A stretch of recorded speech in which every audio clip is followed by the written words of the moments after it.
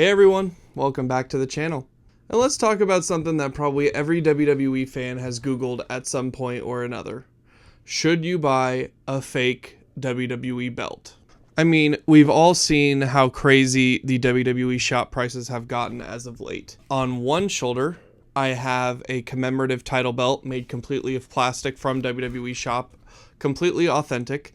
In $2025, it is like around $400 or so before tax. I'll have to double check that, but I'll put it in the video here. And then one of them over my shoulder is a fake WWE belt from Pakistan worth $125. Now, here's the real question of the video. Can you tell the difference? Which one of these on my shoulders do you think is the fake belt, and which one do you think is the real belt? Well, if you guessed that my undisputed championship over here was the fake belt, you would be correct. Now, if you're just looking for something to hang on your wall, show off your fandom, or post for photos, the fake might not be a bad option for you. But my intent for this video is to go into the pros and cons of both the real WWE Shop and the fake Pakistani belts that you can buy online, as well as the time I met John Cena and had him pose with a fake WWE belt. So let's get right into it. Now, when I first started collecting, commemorative belts are around $200, with replica belts being about $300. Now, that has changed immensely. Like, we're talking many commemorative belts are like $400, and some replicas can reach like over $600 to $700 depending on the one that you buy. Now, like, what sucks about that is it immediately puts belt collecting out of reach for so many people. Like, as a kid, how would you be able to collect WWE belts if literally the entry price for a plastic commemorative belt, which would have been impossible to sell my parents on, the entry point was $400? That makes no sense to me. Now, when I was a kid, I felt like $200 was attainable, but now just looking at the quality and the price tag, that clearly is not the case when the price is just more than doubled. And while the quality is pretty consistent, that price tag has me asking, is WWE Shop still worth it? Now let's start with the fake belt first. Full disclosure, this fake belt that I have here is the 2mm version from Pakistan, which is going to be the cheaper one of the two that you could get. There's going to be 2mm and 4mm, but I'll get into that later. So the 2mm is still going to be made of metal compared to the plastic of WWE Shop commemorative belts. You'll see here, as I show you some close-ups of the gem work and some close-ups of the actual belt, that the detailing isn't perfect, but I'd say that 80% of people aren't going to tell the difference. Like, just looking at it here on camera as I'm looking at myself talking to you all, I really love the look of this undisputed title. But like, if this is just something that you're trying to hang on your wall and look at from time to time, I'd say the fake belt is a really good option for you if you're trying to save like $300 to $400. Now, something that I do want to stress is that the glue on these fake belts can be kind of suspect. I don't know what exactly happened, but I found one day that there were about 5 to 6 gems that just fell off. I don't know when they fell off. Maybe it was in shipping. Maybe it was while it was on my wall. I don't know. But each belt does come with a bag of replacement gems, and I did just have to use super glue and glue them back on. Now, that's not something I really mind. Like, I find it actually kind of like a fun project, but some people are perfectionists with that kind of thing. So if you're looking into buying a fake belt, that is definitely something that you should keep in mind. Now, don't get me wrong. WWE Shop belts are good. They're not bad. They're far from bad. I now have 4, I believe, and I love each one that I've gotten. I have 2 commemorative and 2 replicas. But when I'm looking now at the price tag, if I was buying back then the same price, I don't know that I would have taken that risk on a piece of plastic glued to some leather. And for something that looks pretty much almost exactly the same, in terms of the build quality for the price that you pay for it, I'm kind of leaning towards the fake belt at this point. Like, over your shoulder, it's probably going to look almost exactly the same. And I actually have a real world example that proves that. So about a month ago, I got to meet my childhood hero, John Cena. As many of you know, He's my favorite wrestler of all time, next to Bray Wyatt. Both of them are tied for first in my list. But as I met him, I did a whole John Cena Thugonomics cosplay. I'll put a picture up right now of what that looks like and how I met him. But if you look closely, you'll see that the belt that John Cena was holding, he said that my cosplay was awesome.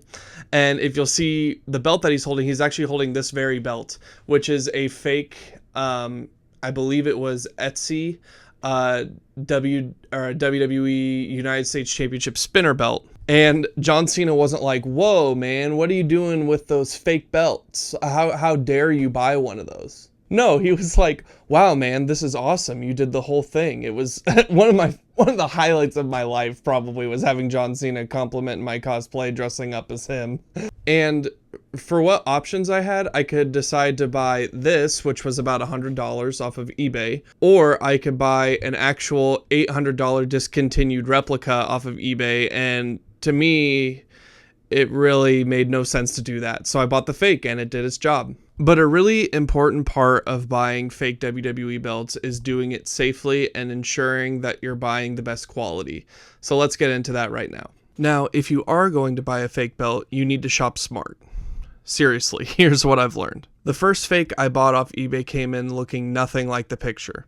The W in the center was all gold, not silver as it should be, and the background was this weird fabric material that I just didn't like the look of. I ended up returning it, and thankfully it wasn't a big hassle. What helped me more was shopping on Etsy. Look for sellers who have reviews with the actual photos of the belts people have received. That's a good sign you'll get what you expect. You always want to see it from someone who actually bought the belt, because even the pictures in the listing aren't always representative of what you will get. It's just the risk you run when you buy fake belts. You know, some models are actually better than others. Like, for example, I'd recommend against getting a replica spinner WWE Championship. Looking at what the quality that has come out of China and Pakistan for these types of things, it's just not something that I would go for. It just looks way too off from the real thing to my liking. But as a recap, make sure you find photos of your exact belt, not stock photos. This can help you make sure you get a version you like. Make sure you get details on what the plate thickness of, 2mm versus 4mm. I'll talk about this in a second. Make sure there's a good return policy or buyer protection. So if you need to return the belt because what you get is not what you saw in the listing, you are able to do that. Now, most belts are made in Pakistan or India, but I think it's advisable to find a seller who lists their location as USA.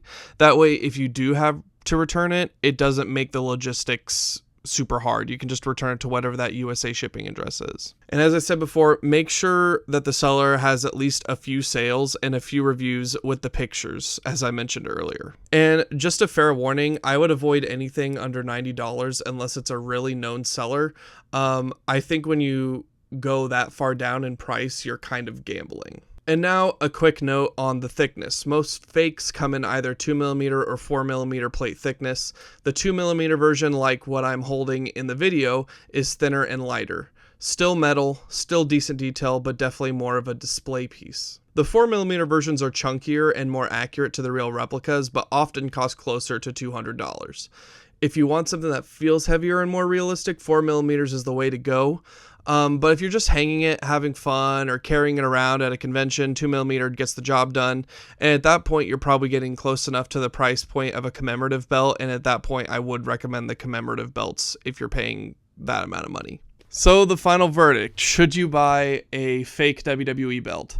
Well, I know this is an annoying answer, but I would say it depends. If you're looking for something that you just want to hang on your wall, look at, have fun with, carry around, maybe take to a show and not be so worried about it breaking or getting damaged, then maybe you should go with the fake belts. I feel like the quality is really pretty nice.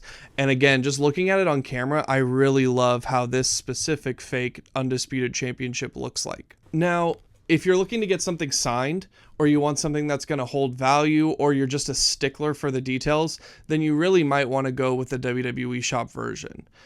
I would probably, unless the belt is discontinued and it's just impossible to find, I would probably not have a belt signed that was fake.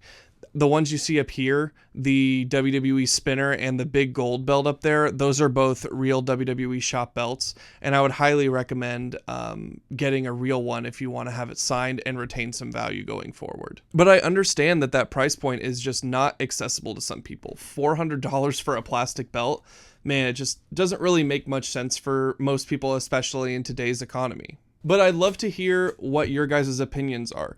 Would you buy fake WWE belts? There's some people that completely swear against them, and I totally respect that opinion. I know that's a really strong feeling that a lot of people have. But let me know in the comments about what your feelings around fake belts are. I used to not be for them at all, especially when the prices on WWE Shop was lower, but I feel like these fake belts just keep getting better and better, and the attention to detail has been getting better to where I really don't notice them. And I would really appreciate it if this video helped you out in making your decision and knowing more about how to buy fake WWE belts. I would super appreciate it if you would hit subscribe and like the video as well.